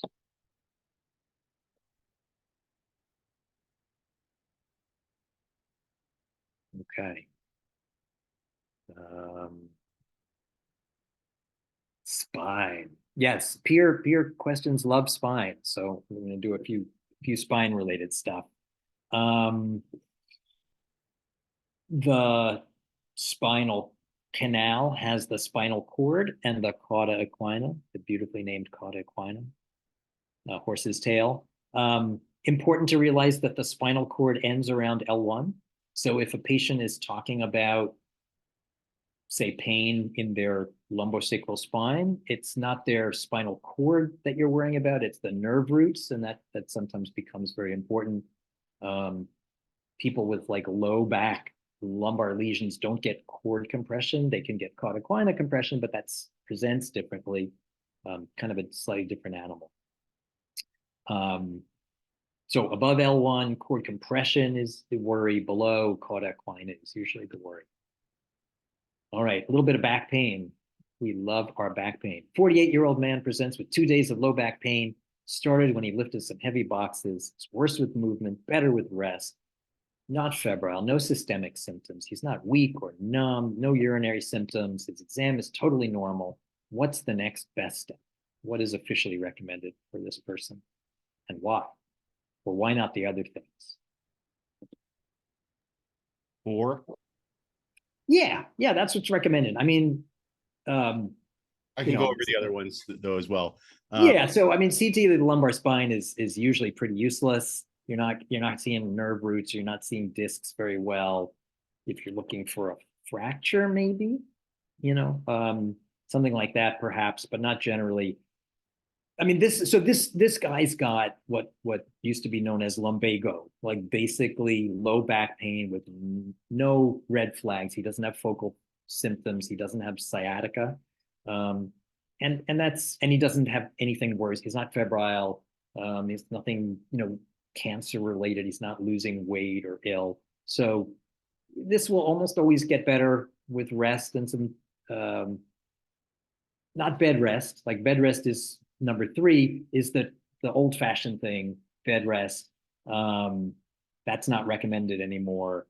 Physical therapy is often recommended, but light activity is probably the reasonable thing. Just don't lift any heavy boxes for a while till your pain gets better. It probably doesn't need physical therapy. MRI of the lumbar spine, again, is jumping the gun. For simple back pain like this with no red flags, very unlikely to be helpful in any way other than reassuring the nervous patient. But yeah, this patient doesn't need an MRI. There's really nothing you're expecting to find that's going to help him. So light daily activities, whatever that means. Slightly different. 54-year-old farm worker, see a lot of those at Cornell, presents with 3 weeks of low back pain radiating down his right leg. He's got decreased sensation over the lateral side of his lower leg and foot. His knee jerk is normal, but the ankle jerk is absent. He's got no perineal numbness, no urinary symptoms. If an MRI were obtained, what would it likely show? So what has he got? What's this syndrome? Well known. Sciatica. He's got sciatica, exactly. Super common, very, very painful sometimes. And the key is the pain radiating down the leg all the way to the foot is classic sciatica. He's got an absent ankle jerk, which usually puts it as the S1 nerve root. And if you MRI'd him, what would you probably see? Moderate to severe foraminal stenosis. You've been reading a lot of radiological reports, haven't you? Yes. Yes. If I had to guess, I would say lateral disc herniation. Yeah, exactly. It's the ankle jerk. It's the ankle jerk. I can't. If anybody has a good way to remember the roots, let me know. Oh my gosh, I have never. one. Yeah. Yeah. So 1, 2, tie my shoes. So S1 and S2 is the ankles. 3, 4, kick the door. Yeah. And then for the arms, it's 5, 6, pick up sticks. 7, 8, lay them straight. Matt, there's this book called USMLE for First Aid. It's in. You want to review it? It's taught for step 1. It's a fundamental. Yeah. What I've actually found really good is the Medicine for Dummies series. Let's keep that on the desk. Yeah. Really helpful. Very reassuring for the patients. Hey, see, you have a For Dummies book, doctor. Yeah, no, those are good. I end up like having a little cheat sheet just for like the nerd, because I can never. But he doesn't have, so cauda equina, which we could talk about in a moment, is multiple nerve roots, often bilateral, and midline disc herniation is a classic thing to cause it, but he doesn't have any sign of that. Typically, there's urinary symptoms, perineal numbness, doesn't have that. Lateral disc herniation is a classic thing to cause sciatica, and it's usually if it's L5-S1, it's the S1 nerve root that gets pushed at by the disc herniation. There's a little picture of kind of what that looks like. So central discs can hit all of these nerve roots at the same time. It's usually the exiting one level below that gets it, but many of them can. And the lateral herniations typically, again, catch one nerve root exiting below. So if it's the L4, L5 disc, it's the L5 root. If it's the L5-S1, it's the S1. Lytic bone lesion, I mean, first of all, you can't get cord compression at L2, so that's wrong. And he has no particular reason to suspect a lytic bone lesion, although it's conceivable. But this is not cord compression. And spinal stenosis with narrowing at L3, yeah, he could have that, but that doesn't explain any of the findings. So, no. So there you go. That's what it looks like. All right. 58-year-old man with atraumatic back pain shoots down his left leg. What physical exam finding is most specific for a herniated disc as the cause? Raising his left leg causes pain. Raising his left leg causes back and leg pain. Raising his right leg causes back pain, or right leg causes back and left leg pain. Which is most specific they want? Right leg causing back and left leg pain. Correct. Yes, that's the crossed straight leg raise. So remember, straight leg raise, we're looking for sciatica, and a positive test reproduces the pain shooting down the leg. It doesn't cause back pain. Like everyone pretty much with low back pain, if you raise their leg, it's going to make their back hurt more. So that's not a positive straight leg. You want to reproduce pain down the leg. And if it causes pain down the other leg, like if raising, I'm sorry, the non-painful side leg gives you pain down the painful side leg, supposedly highly specific for herniated disc, which you'd probably suspect anyway. But they I asked. feel like I've never actually seen this. I've done straight leg tests on so many people, and they say it causes either pain down the leg I'm lifting or just back pain, but I don't know. I always see this in the textbook and whatever, but Yeah, I mean, do you I've lift the other never leg, actually seen or this. is it that they don't have it when you lift the other leg, or you don't usually lift the other leg? No, I feel like I lift both legs. Or Oh, okay, it doesn't work. Yeah, again, yeah. it's supposed to be super specific, but not very sensitive. So Yeah. that fits your experience, I'd say. Like it never works, but if you find it, you can tell the patient they don't need an MRI. Not that they'll believe you. Okay, one more maybe. Which of the following is the most common symptom in cauda equina syndrome? I actually had to look this up. It's like, what? I think it's don't know. urinary retention. Yeah, I it was is. gonna Very guess good. urinary retention. Yeah. Very good, very good. Yeah, bilateral sciatica is also pretty common, very non-specific, but it's one of these classic red flags where, yeah, if they have bilateral sciatica, you should probably image them to make sure they don't have cauda. And lower extremity weakness is not very common. Stool incontinence is actually pretty uncommon, fortunately. But yeah, urinary retention. And that's one of the major reasons why, like, nerve root, you would think sort of peripheral nervous system, nerve root injuries should recover, and sometimes they do. Like a single, bad sciatica with a little bit of weakness, if it stays weak, the person's life is probably basically unchanged. But cauda equina, if you develop urinary incontinence for the rest of your life, that's a life-changing, an unfortunate life-changing event. So, if you have a high suspicion or reasonable suspicion of cauda equina, you certainly want to image sooner rather than later, to give the person the best chance of having it discovered and treated, usually surgically, that you can. All right, one more back, I think. Yeah. And this is a common situation. 84-year-old woman falls and hits her chin on the countertop, hyperextending her neck.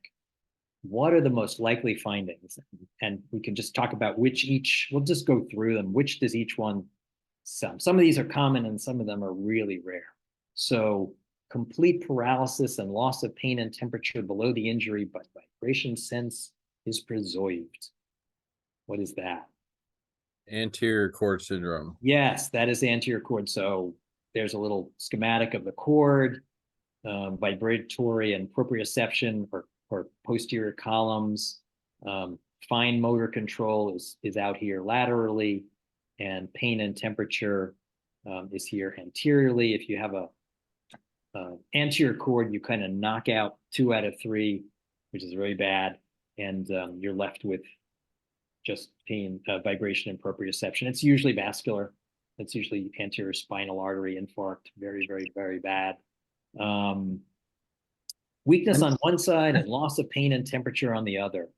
And Rich, that can be a hyperflexion injury, right? Yeah, it could be hyperflexion or hyperextension. Yes, good point. Yeah, both are reasonably common. I guess what I'm trying to say is the hyperflexion injury for the anterior cord, and then your question about the hyperextension injury is it different? I don't know that. It's a good point. I don't know that the flexion and extension injuries have usefully different clinical findings. Like, I think you get the same sort of fairly diffuse, they call it, well, I mean, we'll talk about this in a moment, but they call it like traumatic central cord, but the pathology and the findings don't really go with central cord. It's probably like diffuse, central-ish cord damage. I don't know how often you actually get sort of a real anterior cord from a hyperflexion. You might think you could, but I'm going to say I don't know because I don't know. So number 2 is the Brown-Séquard syndrome, which we rarely see. I don't think I've ever seen it. I think this is like the classic like penetrating injury, right? Yeah, Right. yeah. Years ago, Knife Dr. sticking out of the Abassan back. had a patient. He was a fireman, and like a window broke in a floor above where he was working, and a shard of glass like impaled his back, and he had Brown-Séquard, unfortunately. But yeah, that's pretty rare, fortunately. Arms much weaker than legs. That is Central cord. yeah, that's the classic traumatic central cord, which is what they're asking for this patient. Yeah. And they're really talking about central cord in the neck. And the gist is lots of the damage mostly affects the arms, whatever the specific pathology is. The fibers that are heading down toward the leg are relatively spared for whatever reason. So their arms are usually weak, usually distally. So like their hands are kind of floppy and they can't move their fingers. They can raise their arms and they're fine. They can walk around. So that's a classic traumatic injury to the cervical spinal cord. Perineal numbness and overflow incontinence. What's that? Cauda equina. That is cauda equina. Yes. And then complete paralysis and numbness below the level of the injury. Complete transection of the cord. Yeah, that's transection of the cord, or like transverse myelitis in multiple sclerosis. That's super bad. Okay, we are already over time, so I could go on for another hour, but I will not. So I'm going to say goodnight and thank you all for staying up and listening. We are not going to talk about leaky vessels. I'll save that for another day. Thank you very much, Dr. Lappin. I appreciate it. All right. Y'all Thank appreciate you. it. Thanks, Greg. Thanks,